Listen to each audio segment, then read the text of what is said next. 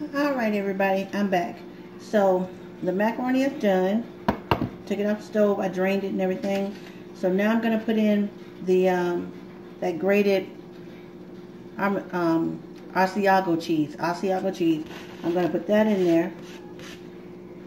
And remember, I'm only going to use half of this pack. Okay?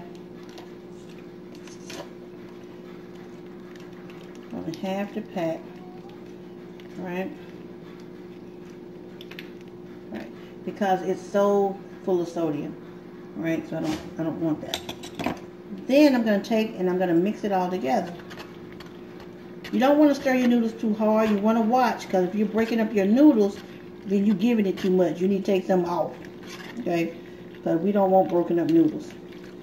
So you just want to toss them around until you can visually see that all the noodles are covered.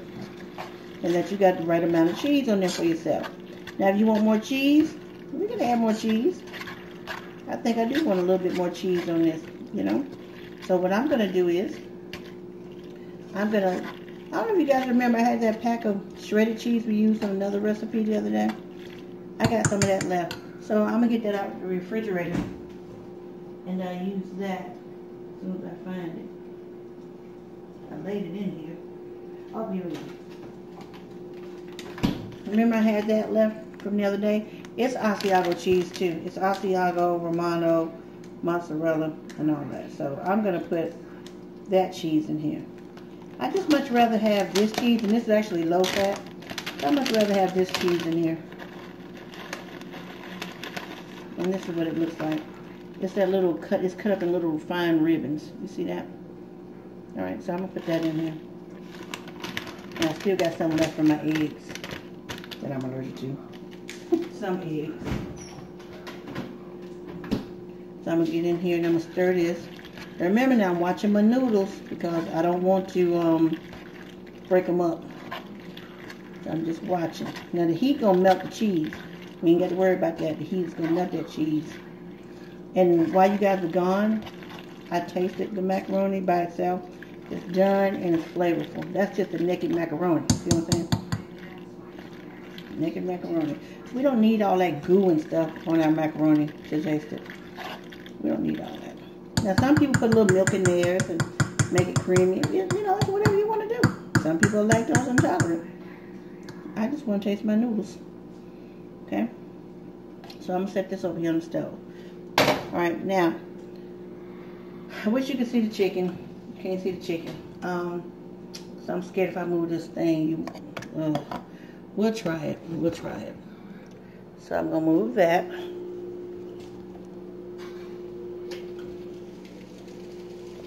See if you can see it. Can you see the chicken? I hope you can see the chicken. See, it's browning wonderfully. The chicken is browning great. Okay. So we're going to come out of that and turn you back around to me. Okay. Alright. I hope you can see. Alright, so now what we're going to do is I'm going to work on my salsa. Okay. That was my chopping board. I just turned it over. Let's work on my salsa. Alright, I've rinsed this out, my container, and let me put these up. These are my little cups I told you I got from the Dollar Tree. I use them for measuring stuff or just preparing things in advance. Alright, so the first thing we're going to do, show you what I got. I have a large can of petite cut Del Monte non-GMO tomatoes. Okay? I got that. Let me get the can open. I'm going to open up the can. And I'm going to pour juice and all in here.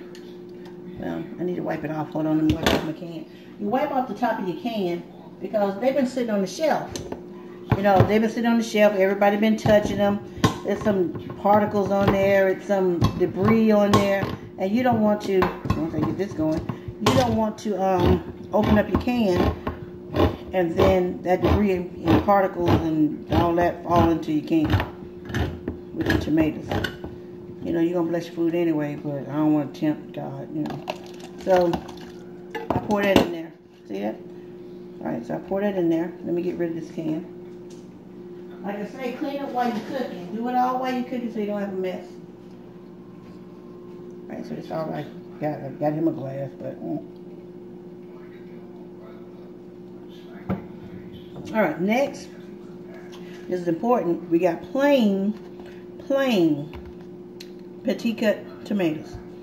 Now I got a little can of garlic, what is that, green peppers and onion diced tomatoes. They don't make this in a big can, they make it in a little can. See that? So I am going to open that can. Well, let me wipe it off. Alright, so I'm going to open up this can. Now, I'm not going to reserve the juice for this can. I could. Because some people have tasted my salsa and want to know if they can eat it hot. I mean, they could. I mean, it's good. I mean, it's really good. And you could have a warm as a tomato soup or whatever. But I've had lots of people say, I can eat this warm. Alright, so I pour that in there. And you can see the green onions. See them green onions in there? And it's like green peppers and onions. You can smell that in there too. I bet that'd be good. I bet that'd be good in some sloppy joe. Stick that in there. When you're doing that ground beef, go ahead and put that in there. Well, after you do your ground beef, drain the water. Well, if I eat ground beef, I drain my water off first. And then I would put that in there if I was to do it. And then simmer, the hamburger with that can of petite cut tomatoes with the green peppers and stuff, and chilies or onions or whatever. Alright, so I'm going to stir it around, mix it. See, I use them 2 cans because now my salsa already got a little flavor. Right? Now, I'm going to get me some garlic. Okay, hold on. Alright, I'm back. Alright, so I'm going to get me some garlic. I'm going to take a half a teaspoon of garlic and put it in there. Juice it all. Half a teaspoon. I'm done with my garlic. Let me put this up. Right? Stir that around in there. Get it nice and mixed. Nice and mixed. Now remember, I'm looking at the consistency. I want to be able to see garlic pieces in every spoonful.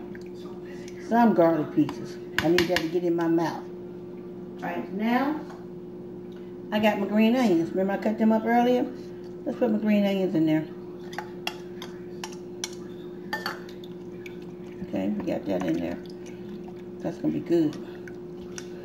I want to be able, again, I want to be able to see all these ingredients I'm putting here. I want to be able to see them in each and every bite. Because they got to get together, commingle and marry. I'm trying to get y'all to understand the union. The union is where it is. This thing is important now. We work together. This thing is important. So you should see all my ingredients. Next, I'm going to take my onion. Remember I chopped them up kind of small. So my onion is small.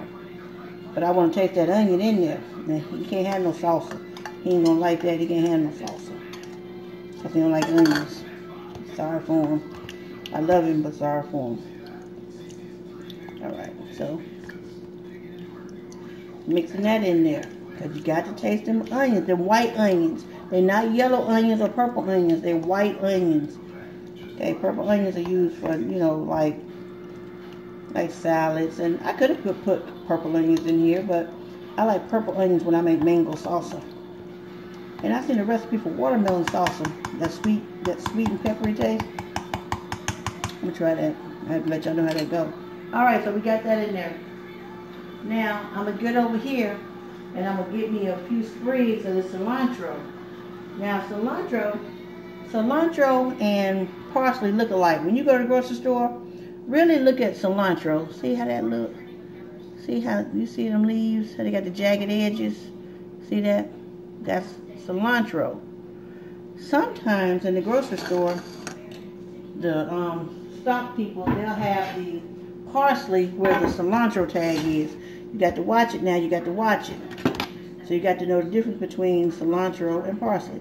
So I'm going to get them all gathered up. Take some of these leaves off. So I want them, but they're way down the stock. I don't want all that stock. You can have some stock because it's actually good. But it's whatever your preference is, but that stock is actually good. We don't want a lot of stock. That's like, oh, okay, I can't use that example. I know y'all probably wonder what example I was going to use. I was going to say, I ain't never been this person, but I seen, I got peoples that, exposed me to, the happenings on whatever. But it's like, I hate to use this example, but it's all I got right now. It's like buying weed. You, the stem is all right every once in a while, but you're going to have some stem, but you really don't want the stem, because it's going to, it ain't going to, that you want the leaves, you don't want the stem. The little stem all right, but you don't be wanting to buy no weed that's all stems and seeds. I've learned from my family throughout the year, my families and my friends that smoke. Yeah, stems and seeds be popping, and while they burn, they be mad, burning their lip and shit, falling on their shirt, putting holes in their shit. So we want them. I'm back. We want the leaves, no stems. Okay, so all my people that partake in recreational, marijuana out there in Denver, Washington, and all them other places. They know what I'm talking about. Alright, so I'm going to just cut it down in little pieces, because I want to see me some greenery. Now, I chopped it, give it a rough chop the first time. I'm going to go back in here, and I'm going to gather it all up, and I'm going to run the knife through it again. Cilantro is really good. It's an earthy, fresh, green taste. Does that make any sense to you? Now, I know, as a kid, I'm going to say me and my friends, we ate grass. We wanted to know what grass tastes like, so we tasted grass. And grass has a earthy, fresh taste. It's like, tastes like grass. Tastes like it smells. Cilantro tastes like it smells. Okay? Alright, so this looks like about, I'm going to put it in my hand as you look at it. That's probably about, what's that? That's probably about 2 tablespoons of parsley. Yeah, that's about 2 tablespoons. I'm going to dump that in there. And I may cut up some more, because I like cilantro. I mean, not parsley, cilantro. Okay? You don't put parsley in salsa. I don't. Because I can't really taste that. So I'm going to grab me a few more stalks. Now, I had pre-washed these stalks. I told y'all I don't want nothing in my stuff with clusters on it, because that's going to make me sick. That's going to make me sick as hell. I got to wash, it take me a while. I got to wash these little leaves individually and look at them real good. But one time I had bought some parsley, and I'm still chopping up more parsley. I had bought some parsley, and I was rinsing it out in the sink, and a damn spider came out. Now, I told you I'm horrified with spiders. And then a spider came out my parsley? Out my cilantro? A spider? No. And not only that, I seen a little cluster of eggs on the back of one of the leaves. A cluster. I done told y'all a cluster of anything make me sick. 1 roach I can stand, maybe 2 I can stand. But once I see 3, that's a cluster. If I met somebody else, I see 3 roaches, it's a cluster and an invasion, and I got to go. Now I done lived my life with roaches before. I ain't got to live like that no more. I ain't got to live beside neighbors that's got roaches crawling over in my spot. So I just feel like it's a damn swarm once it's more than 2. It's a swarm and a cluster. It's too many for me. I can't handle it. It's an invasion. I got to tell y'all that bed bug story, because I had 5 bed bugs in my house, and it was an invasion. So anyway, that's a good story, because my nerves still shot to this day. And hell, that's probably why I don't have company. Really, because I'm scared bed bugs on them. Because you don't know what people got to have. Some people just live with bed bugs, and they're okay with that. But they don't know what to do, or they don't have the money to fix the problem. And then y'all better watch out when y'all move in apartments or other people's houses that you done rented or whatever. Because you don't know what the previous tenant had. But I ain't going to talk about why I'm cooking, because that's going to mess me up. Alright, so now I got my cilantro inside my salsa. See that? So I'm going to go ahead and mix that in there. Real good. Now when I make my salsa, I generally like to let it sit 3 days. I let it sit 3 days so all the flavors can mix together. I need all the flavors to mix together. So if I make it for you and I give it to you in a mason jar, you got to let it sit. You can't mess with it for 3 days. That's just how I do mine, and it's best that way. Now, we're going to talk about these limes and these lemons. I got a lemon, and I got 2 limes, I got 3 limes. Let's wash these out first because there's fecal matter on these lemons and limes. I ain't going to tell you why it's fecal matter on here and all kind of other things because I ain't going to mess with you like that, but I'm going to go wash these. We ain't got to discuss all that. Going to wash these real good now. So I mean real good. Real good. Some people have a little brush to wash them off. I ain't got no damn brush. I just got to wash them off real good. You know, take the sticker off. There's a sticker on there. And wash these limes off real good in cold water. You know, I can wash them off in hot water because the peel is going to protect what's going on inside. I'm going to wash them off real good though. But I ain't got time for them guys. I ain't got time. So let me put my thing away. Alright, now, with the limes and the lemons, you take it, move it out the way. You got to wash this now. You take it, and you want to get the most juice out of it, you lay it down, and you roll it. While you cooking, get your kids to do this. They would like it. You know, the little kids or whatever, because they helping you cook. So you give it to them. Oh shit, that was ready. Okay, I ain't even took the peel off that. It just busted, you know what I'm saying? It just busted, it's ready. I was just rolling it and sprung a leak on its own. See that? That's juicy right there. You see that?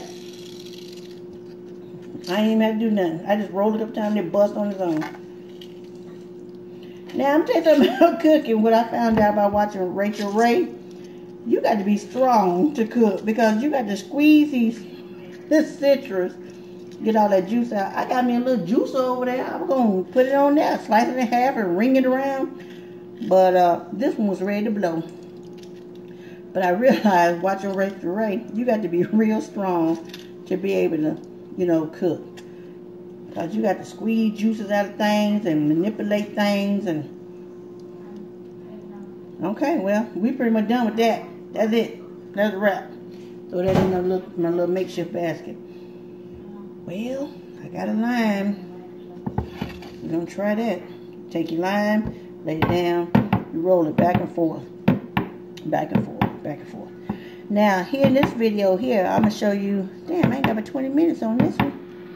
So I can't show you. I'm going to have to make another video about my alarm system about, y'all going to laugh about that. So what I'm going to do is, I'm going to go, but I'm going to record, upload and record, and show you what the meal turned out to be. Alright, so that's where we're going next. So next time you see me, the meal will be plated and complete. Because y'all pretty much been seeing everything. Alright, so I'm going to go. My bra strap's all tore up. So I'm going to go, and I'll see y'all in a little bit. Alright, bye.